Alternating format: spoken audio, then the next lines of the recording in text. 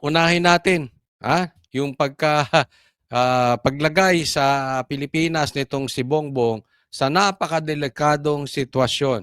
O, pakinggan po natin. Biyaheng Washington si PBBM sa susunod na linggo para sa unang bilateral meeting nila ni US President Donald Trump.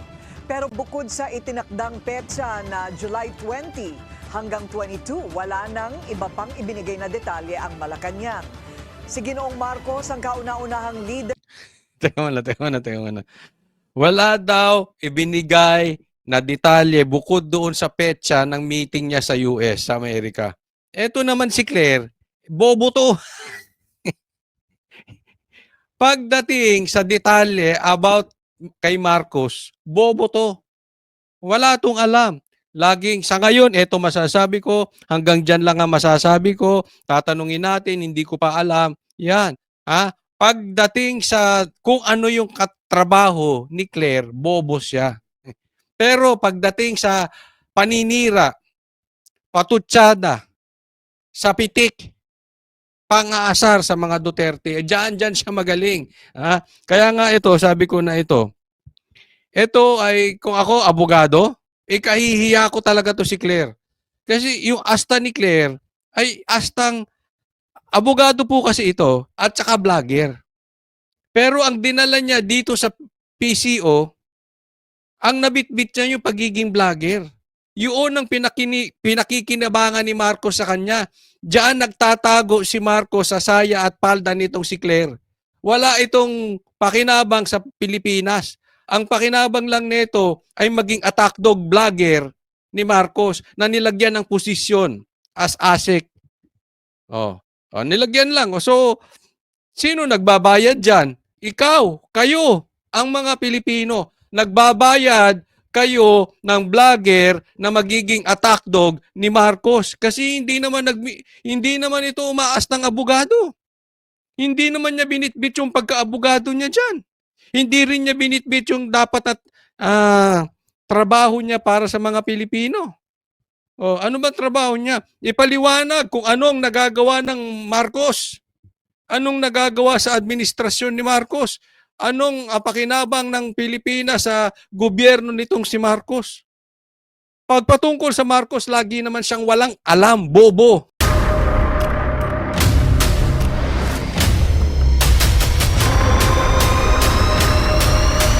Bago tayo mag-umpisa, baka pwede nyong i-like ang video na to.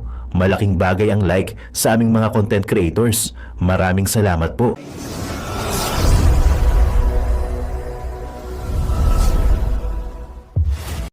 Unti-unti na po nagiging tagumpay na ang Duterte. Na detalye ang Malacanang. Si Ginoong Marcos ang kauna-unahang leader ng bansa mula ASEAN region na inimbitahan sa White House. Inaasahang pag-uusapan ng dalawang leader ang US tariffs sa Philippine exports at ang sigalot sa West Philippine Sea. Pina-finalize po kasi yung detalye.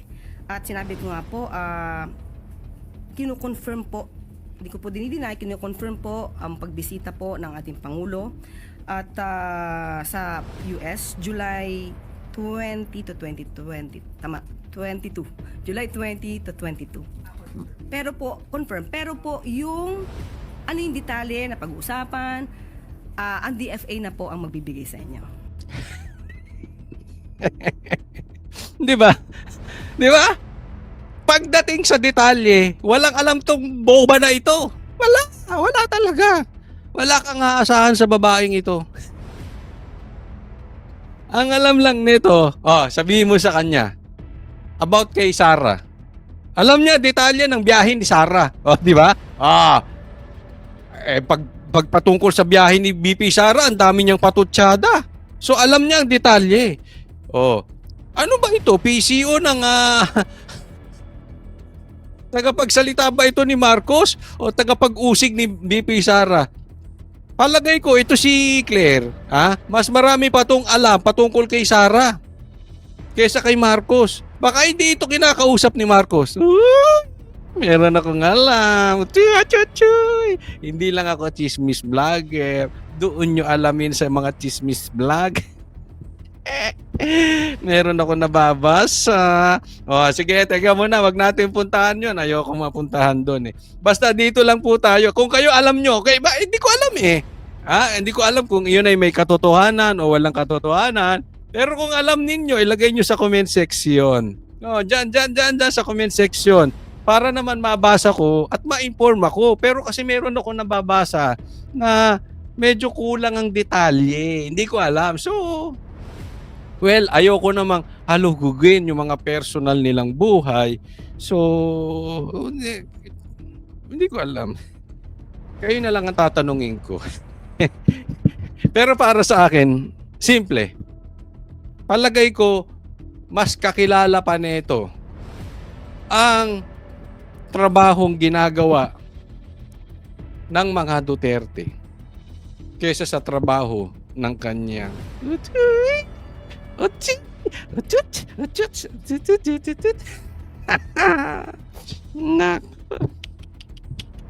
yari ka dyan. Ay, nako. Sige. Kasi wala, di ba? Wala siya laging alam na detalye. Yung pagdating kay Marcos, napaka-defensive niya. Bakit kaya? Sige, tuloy natin. Nagkita ang Pangulo at si Trump sa libing ni Pope Francis sa Roma noong Abril. Pero hindi sila nagkaroon ng pagkakataon na makapag-usap. Inisnap siya diyan. Lahat kinamayan eh, di ba? Ito yung nandiyan na yung libing, tapos kinamayan yung iba, si Marcos hindi, no? Ewan ko yun yung lumalabas na na ginawang tanga. Itong mag-asawa na ito. But anyway, puntahan po natin ito. Nandito muna tayo sa picture kasi baka maalagay na naman tayo sa alangan. Nag-a-add Ito. Hindi maganda ito magiging meeting ni Marcos at saka kay Trump. Una, alam naman natin, okay, ito hindi pag-iinsulto. Pero this is public knowledge. Mahina ang personalidad ni BBM. Mahina ang kanyang utak. Alam naman natin lahat yan. Anong alam ni Marcos patungkol sa geopolitics? As far as I know, napakadelikado nitong meeting na ito. Kasi baka mamaya, ipusta na ang Pilipinas. Remember this. Ikut-ikutin nila, may explanation dito, dinidefend ng China, inaaway ang China, dinidefend ang territory natin. Halo-halo na po ang istorya niyan. But one thing is very obvious. Bago umupo si BBM, wala naman tayong problema sa China. Di ba? Una. Pangalawa, pinangako niya na hindi papasok dito ang US base o pinangalanan lang nilang EDCA. Pero anong nangyari? Nakapasok ang EDCA sa Pilipinas.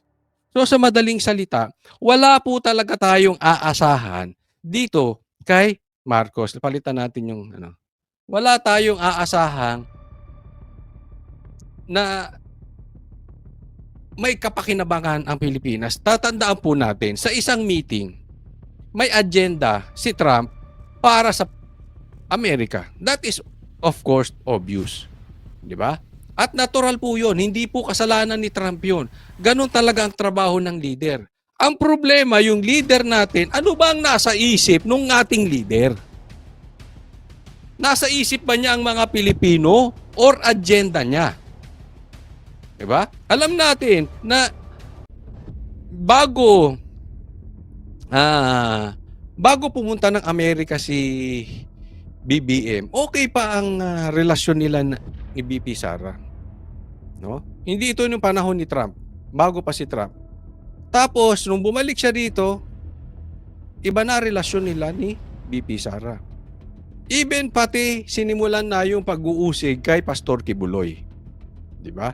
So pag tiningnan po natin talaga, ano ang agenda ni Marcos? Ano ang kapalit ng EDCA na yan? Anong pakinabang natin diyan sa mistulang US base na nilagay sa Pilipinas, nagiging panganib sa mga taong nakatira doon at nagiging panganib doon sa mga sundalong ipapadala dyan. Merong away ang Amerika at China, bakit tayo sasali?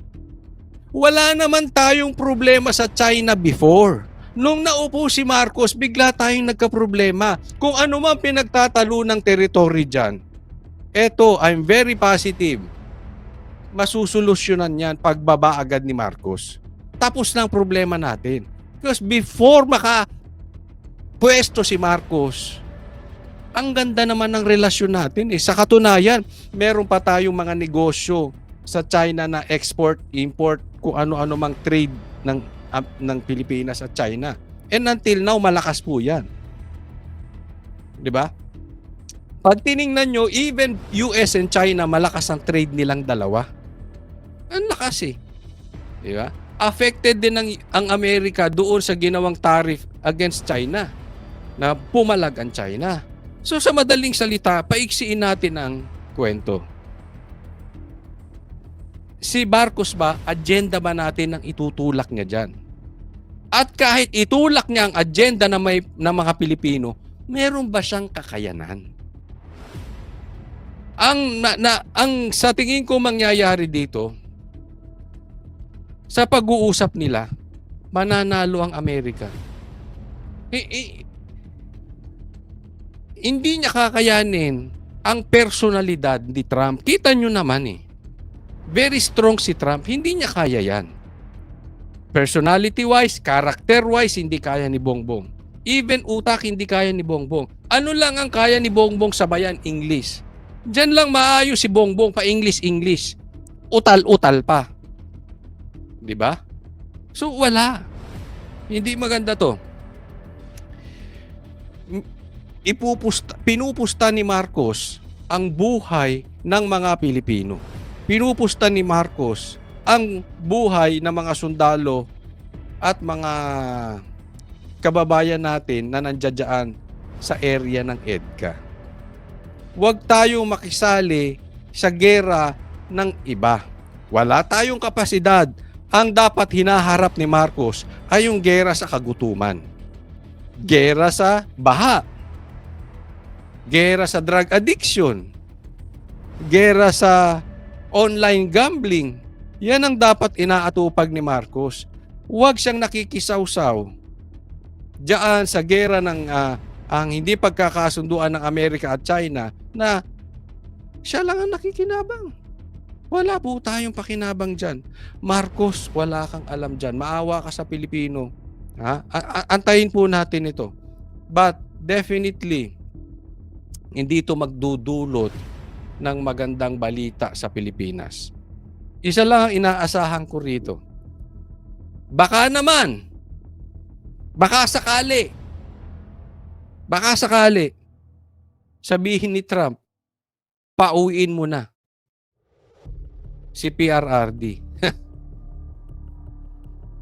Sana nawa, magmumukha talagang tanga to si Bongbong sa harap ni Trump. Sana i-live po nila.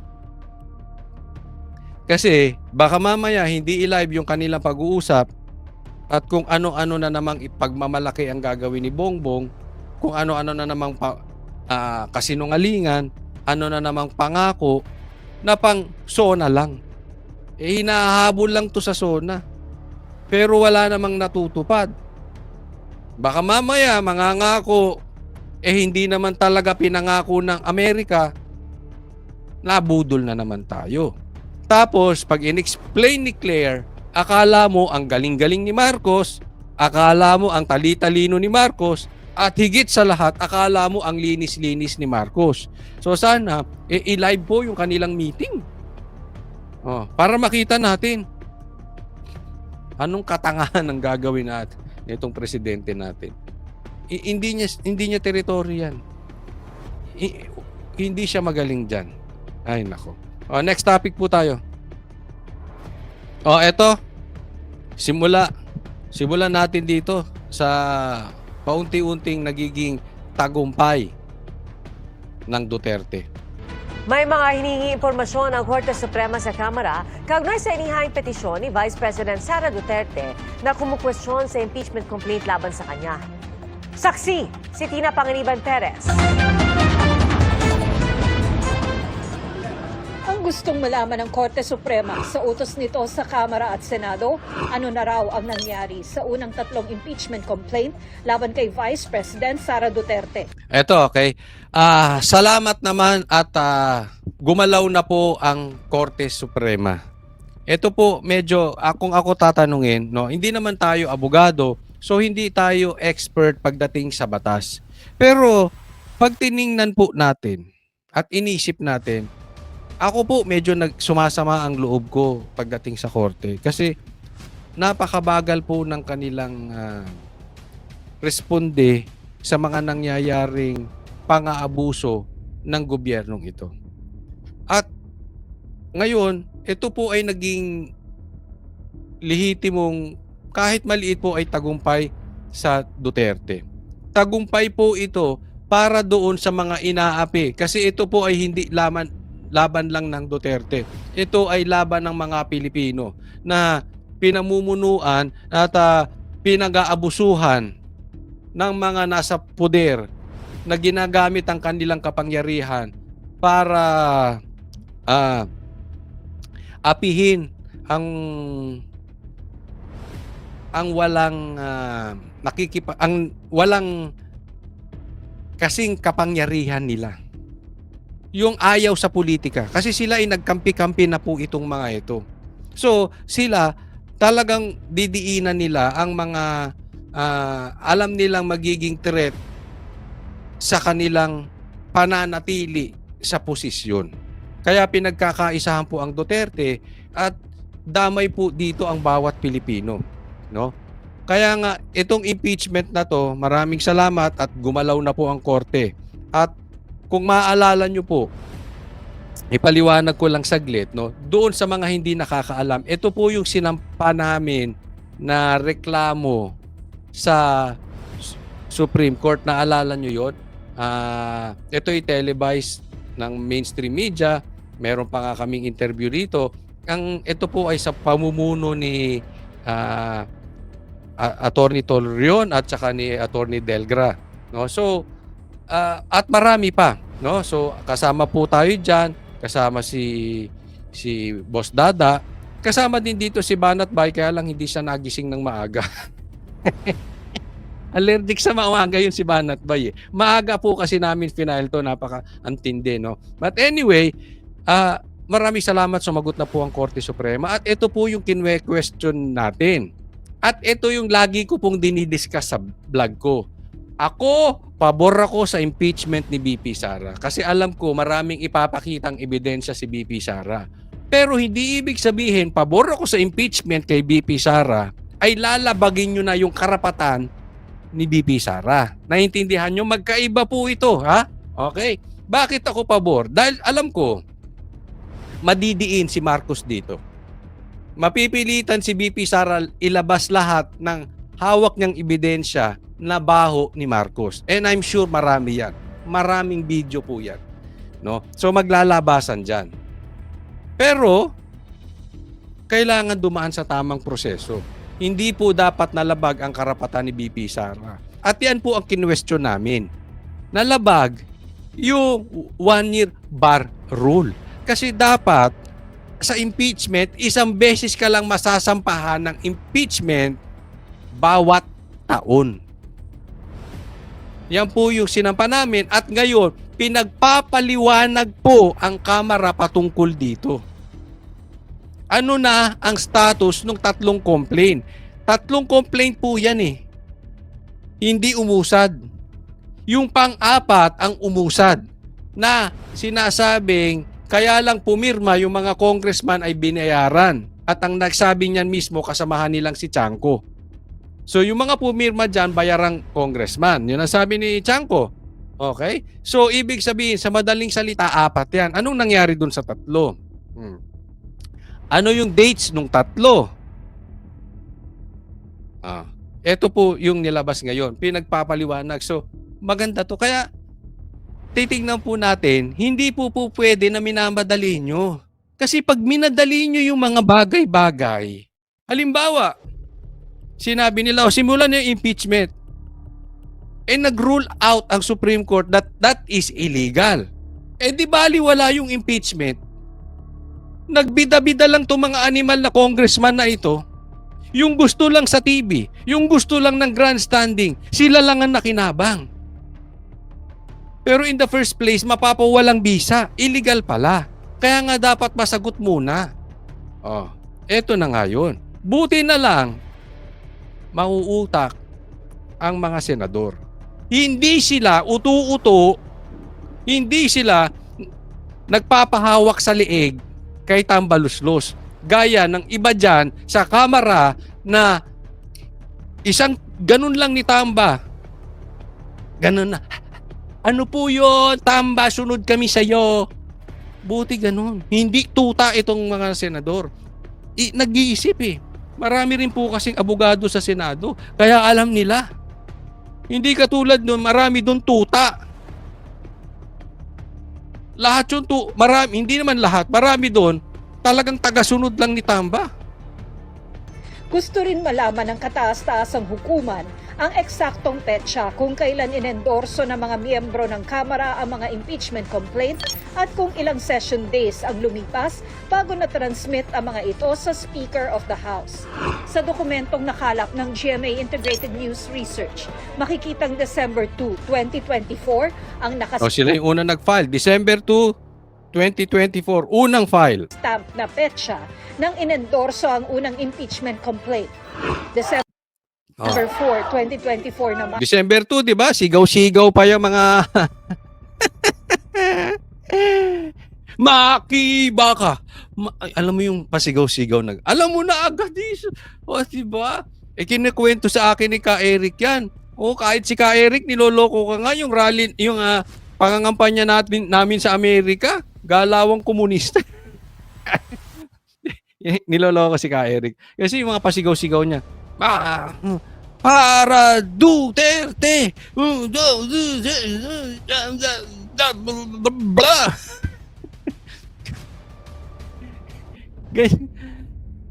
Inikot pa namin yung flag.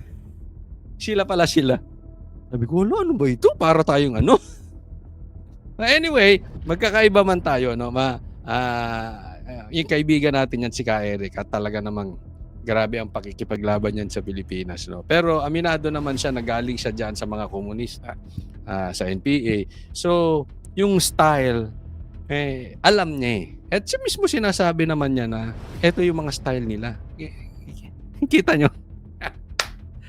Anyway, December 4, pangalawang complaint. Ang second complaint at December 19 naman ang ikatlong Sunod-sunod, December 2, December 4, December 19 ang complaint. Sa katunayan, pinagtatawanan ko na nga si Castro dyan. Asan na? Walang pumipirma. Nakakatatlong complaint na kayo, papaabutin yung 100. Oo. Pagdating ng 4th complaint, biglang nagpirmahan. Yung pala magic. Oo, magikero si Tamba. Naglabas ng pondo. Sino pipirma? Ngayon may nilalabas si Chanco. Ano yung nilalabas niya? Nagkakatakutan. Tinatakot siya. Papasuspindi siya pag nagsalita siya. Ganyan ang labanan. Alam namin yung style. Ginagawa kay Banat ba yan? Una, aaloking kang pera. Pang. Pag hindi mo tinanggap, tatakutin ka. Pag hindi ka nagpatakot, uulanan ka na ng demanda. Kaya ganyan, ang daming demanda ni Banat. Hindi niya tinanggap eh. Merong mga nag-alok sa kanya. Even sa Banateros. Bakbakan nyo si Sara. Kaya wala kaming katiwa-tiwala sa mga vlogger na hindi kayang banatan si BBM. Hindi kayang banatan si Tambaluslos. Hindi kayang banatan si Lisa. Ano yon? Meron kayo? Huwag nga kami. Huwag tayo magkalokohan. Naalok din kami ng mga ganyan. Kaya alam namin kumilatis kung sinong may ganoon. Kami, banateros, kita nyo, kaliwat kanan, banat kay BBM. Pag mali, mali. Kaliwat kanan, banat kay Tamba. Pag mali, mali. Kaliwat kanan, banat pati kay Lisa. Pag mali, mali. Diba? Hindi nyo kami kaya. O yun, puro demanda si Banat Bay. Nako. Sige, tuloy tayo. complaint. Pero hindi na gumalaw ang mga ito matapos niyan. Hanggang sa umarangkada sa plenaryo ang fourth complaint noong February 5, 2025 kung kailan din na-impeach si VP Sara. Is there any objection? The chair hears none. The motion is approved. Bida si Tambaluslos. Ito si Tambaluslos. Naawa ako. Walang magmamahal dyan. Kung hindi ito magpapagalaw ng ako wala akong tiwala talaga sa mga lalaking ginagamit ang pera para mahalin sila. Uy! May ganon. Hindi, di ba? May mga ganyan lalaki. Naku! Ganyan-ganyan si Tamba. Alisan mo ng pera yan. Tingnan mo, walang tropa yan. Unang tatlong reklamo, ipinag-utos namang i-archive na.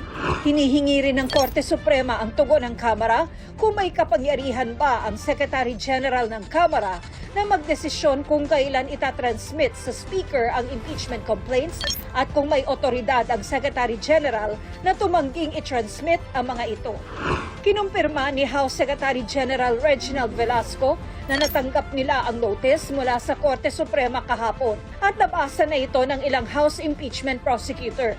Ayon sa tagapagsalita ng Kamara, isinangguni na nila ito sa Office of the Solicitor General at sisiguruhing may isusumitin nila ang tugon sa loob ng panahong itinakda ng Korte Suprema. Nang tanungin si Velasco kung bakit hindi niya agad transmit ang unang tatlong impeachment complaints, sagot niya, Hindi kasi nga nagpahintay yung mga ibang congressman, di ba, na huwag munang i-refer kay Speaker kasi nga meron pa silang complaint na mas maraming mag-i-endorse. They requested me na maghintay lang for another complaint which will be endorsed by the required 1/3, 1/5 House member. Ayan, ito nga ang tanong diyan ng Supreme Court na kailangan sagutin nitong itong Secretary General. Kasi kada complaint dapat ipapasa sa Speaker. Ano daw ang anong basihan kung meron ba siyang otoridad na pagkatanggap ng impeachment complaint, wag munang ipasa sa Speaker, mag-antay muna. Ang sinasabi nito si Solicitor General, pinag-antay siya ng mga congressman. Kasi may mga parating pang impeachment complaint. Yan nga po ang gustong masolusyonan muna ng Senado. Naiintindihan niyo po? Kaya nga po kini-question nila, teka muna, kasi hati tayo rito. At lumalabas po, tama ang mga senador doon sa kanilang sinasabi. Dahil even yung talagang nasa gitna po na Supreme Court na hindi kahalo sa politika, na magdidesisyon lamang patungkol sa batas, ay pinagpapaliwanag sila. Ano ang otoridad nitong itong Secretary General na gawin yun? Kasi dapat pasa agad sa Speaker, di ba? Yan pa nga ang malabo na gustong linawin. ayon sa Secretary General ng Kamara, walang nilabag na rules of impeachment ang kanyang tanggapan at ang Kamara. Kasi nga, under our rules kasi, yung impeachment complaint will stay with the office of the SecGen and then will be referred at the time na okay na. Wala naman kasing timeline din yung from the SecGen to the Speaker eh. Pero sir, nakalagay kasi doon immediately after nung Pakinggan niyo to, ha? Pero wala naman time yun. Parang yung sa forthwith yan, di ba? Sa forthwith, wala rin timeline dun eh. Trial shall proceed forthwith, wala rin timeline.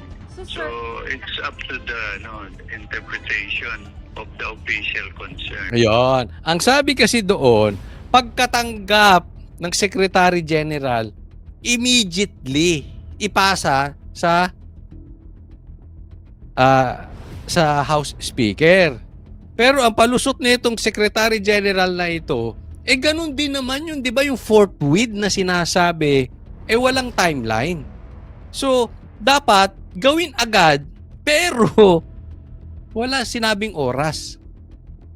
So, andyan po yung parang tinatawag na lang natin na pagtatalunan ng mga abogado, yung gray area para sa ating mga hindi naman abogado, no? Yan yung nasa gitna na hindi pa nai-interpret kung ano ba talaga ibig sabihin nitong immediately o itong forthwith na to. Ang sa akin lang, doble kara itong mga congressman. Kasi nga, nagagalit sila, sinabi ng forthwith Bakit hindi nyo nasimulan yung impeachment? Ang ibig kasi sabihin yan, agad-agad. Pagkatanggap nyo ng impeachment complaint, dinggin nyo agad. Bakit pinagtagal nyo kayong mga lintik na senador? Parang gano'n sinasabi. Ganyan ang mga litanya na ito mga congressman na atat sa impeachment kay BP Sara. Karamihan dyan, galit lang kay BP Sara dahil may galit sa Duterte. Yung iba dyan, komunista. Yung iba dyan, halo-halo na yan, di ba? Pero yan ang ginagamit nilang forthwith. Ito namang Secretary General, ginamit din. So double standard, bakit kanyo? Ginamit nyo yung forthwith na magmadali sila. Pero hindi kayo nagmamadali. Di ba dapat pagkapasa sa inyo, immediately ipasa mo sa House Speaker. Tapos sasabihin nyo, may timeline kayo. Pero pagdating sa forthwith, dapat gawin nyo agad. Tingnan nyo kung gaano ka-ipokrito itong mga congressman. Tingnan nyo rin.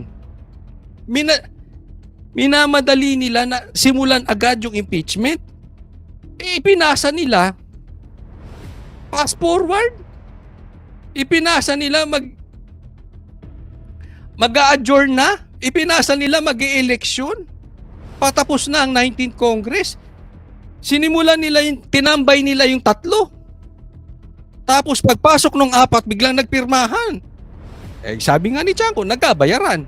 Nung nagkabayaran, ipinasa agad. Gusto simulan agad ng Senado. Kung tingnan nyo kung gaano ka-hipokrito. 2 beses yan. Minamadali nyo kami, ang tagal dyan ng complaint sa inyo. Tapos kami mamadali yung mga senador. Yun po ibig sabihin. Pangalawa, ngayon gagamitin ng Secretary General na forthwith. Kayo nga, hindi mo immediately pinasa sa House Speaker. Di ba? Mati sila dito. Gusto nyo lang ang magmadali yung mga senador. Pero pagdating sa inyo, hindi nyo minadali. Pero bukod sa mga ito, nais ding malaman ng Korte Suprema kung sino ang nagbalangkas ng Articles of Impeachment na trinansmit sa Senado, kung naipakalat muna ito sa mga kongresista at kung nabigyan sila ng panahon para basahin ang mga charges at Ayun ang tanong doon sino bumalagkas, sinong gumawa? Pangalawa, naipakalat ba to?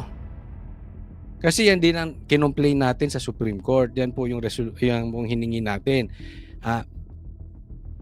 Kumalat ba ito sa mga mga congressman?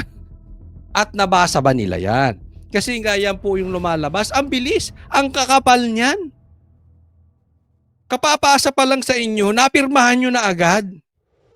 There is no way na mababasa nyo yan. Yun po yung sinasabi, even sila Attorney Vic, alam kong nadidinig ko yan ng mga complaint pa.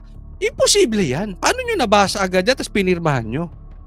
So, madaling salita, hindi ito dumaan sa due process. Hindi ito dumaan sa tamang proseso. Yan po yung pilit pinapaliwanag ng Supreme Court. At yan din na pinagpapaliwanag ng Senado. Kaya lang may dagdag yung sa Senado. Ang gustong ipaliwanag ng Senado pa sa kanila ay may karapatan ba or legal ba na papayag din ang Kamara at ang Senado na nagawa ang impeachment complaint sa 19th Congress tatawid sa 20th. Yung pa ang pag-uusapan sa Kamara at sa Senado. Bay malaki na naman yan. Yan yung iniiwasan siguro nila. Yan siguro iniiwasan ni Speaker. Kasi kung tatanungin na naman yan, sino ang papayag? Baka yung papayag, maghihingi na naman. Sino papayag na itawid from 19th Congress to 20th Congress? Sino sa congressman? Kung susundan natin yung sinabi ni Chanco, di labasan na naman ng pera yan. baka naubos na. Ay, ganun din sa Senado. Baka hindi pumayag ang Senado. Tatandaan natin ang mga senador, hindi bobo. Yung mga senador ngayon, hindi katulad ng mga congressman na utu-utu lang. Yung iba na utu-utu lang kay speaker. Di ba? May sarili silang utak, hindi kaya hawakan sa leeg. So, nagdedelikado sila. Yan yung isa pa sa mga pag-uusapan. Kaya nga sinasabi ko sa inyo, mga kababayan ko, ito ay nagiging mistulang tagumpay sa Duterte. Bakit? Nagsalita ang Supreme Court. Kasi akala nila, pinapaliwanag lang fourth with, minamadali, akala nila itong mga senador lang ay namumulitika, pumasok na Supreme Court. Wala na silang masasabi pa. Yung ibang mga komunistang madadaldal dyan, sumunod na lang kayo sa korte. Di ba? Yung mga congressman dyan nakadadaldal, na napakahilig lang sa press release, sa optics, trial by publicity, pinasasagot kayo ng Supreme Court. Sumagot kayo. Di ba? Tama naman, hindi dapat ito basta pagalawin ng Senado. Kasi mako-question. Yan po yung sinasabi ni Attorney Cayetano. Kaya buti pa si Attorney Cayetano si Senator Cayetano. Tama ang pag-iisip. Kasi kung sinimula nila yan at kinwestiyon din, baliwala. Ito na nga. Bago nila ito susugan. Ang utos ng Korte Suprema ay tugon sa inihaing petisyon ng kampo ni Vice President Sara Duterte na kumekwestiyon sa ika-4 na impeachment complaint. Ayon sa isang kongresistang pumirma sa Articles of Impeachment, kabisado ng maraming kongresista ang Articles of Impeachment dahil galing yon sa mga pagdinig na kanilang isinagawa. Nabigyan din anya sila ng sapat na panahon para pag-aralan ng reklamo. Alam ko yung nilalaman ng impeachment. O, tignan nyo. Sino magsasabi na bigyan sila ng sapat na panahon? Sino magsasabi na alam nila yung nilalaman ng impeachment? Si Abante. Hello. Ginagawa nyo bang bobo mga Pilipino? Of all people. Bakit ito pinagsasalitaan nyo? Pinagbabayad nyo ng utang na loob? Di ba talo to si Abante? Hello? Talo to Hindi nga dapat congressman ulit yan. Kaya lang magiging congressman ulit yan dahil ang COMELEC kinampihan siya. Dinisqualify. Void ab initio daw. Renoklaman na yung kalaban niya, panalo na. Kinwestiyon ng citizenship. Si Erwin Tulfo nga hindi nyo ma-question ng citizenship May problema nga sa citizenship si Erwin Tulfo, COMELEC hindi nyo inaksyonan Di ba? Tapos ang magsasalita ngayon si Abante. Wow! Credible? Wow! Talo to Kaya ba gusto nyo itong makapwesto? Kasi ito yung kahol ng kahol? Ito yung tatahol talaga na parang si Claire? Ito yung tatahol talaga at ipaglalaban ang impeachment? Ito yung tatahol at ipaglalaban si Tambaluslos? Di ba? Hindi ba kayo nahihiya? Ang magsasabi na alam nyo ang nilalaman ng impeachment ay isang talunan? Talo ka, oy! Huwag ka magmagaling. Epal ka lang dyan. You're nothing but a trying hard loser. Kung hindi ka kinampihan ng COMELEC, ang mandato ng taong bayan wala sa'yo. Hindi ikaw ang binoto ng taong bayan. Sinabi pa nga ng korte, hindi pwedeng maupo ang second placer, hindi namin alam ba't makakaupo ka. At yun na nga mga kababayan, ano na ang masasabi mo? Kung mayroon kayong hinaingat komento patungkol sa balitang ito, please comment down below. Pag-uusapan natin yan sa comment section. At kung nagustuhan nyo ang video, ay huwag kalimutang mag-like at i-share na din para mas marami pang makaalam at umabot ito sa marami sa ating mga kababayan. Maraming salamat po!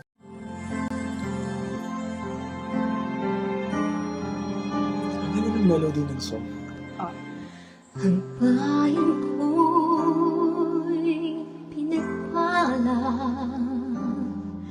Pagkat sa amin binigay ang isang biyaya, biyaya na mag-aahon sa hirap at dilim ng kahapon, at sa bawat Pilipino'y magtatanggol.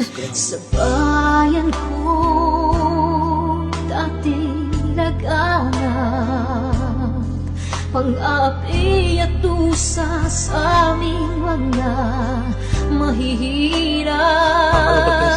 Ngunit ikaw ay dumating, sagot sa aming mga dalangin. Muli kaming babangon, mabuhay ka, Tatay Digong. Ama, maraming salamat. Aming mga mata'y minuhulat, gawain ng masasamay iyong isiniwalat. Ikaw lang ang pag-asa naming lahat.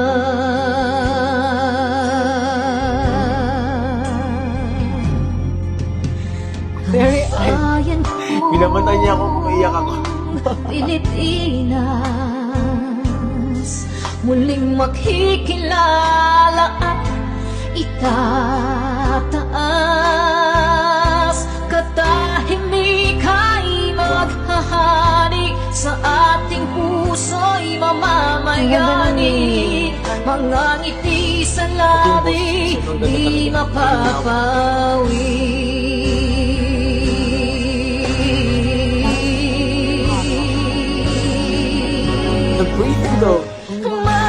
Mabuhay ka, Tatay Digong, maraming salamat.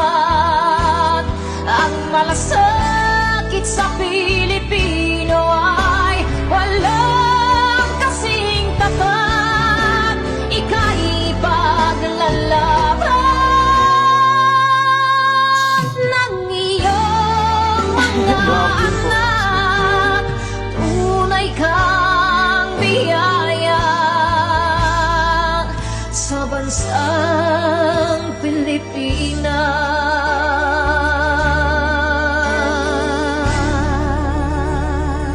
Haba. Irene Oikawa. Mabuti pa ang sardinas, may label. Eh tayo, wala. Oo nga pala. Nay, ito na yung bayad ko sa isa, ano? O, kunin mo yung isa. Isa muna, iyan, no? Tapos, isa pa, di ba? 4 dapat na sardinas, eh. O, yan. 3 na. Pang-4 na sardinas. O, okay na.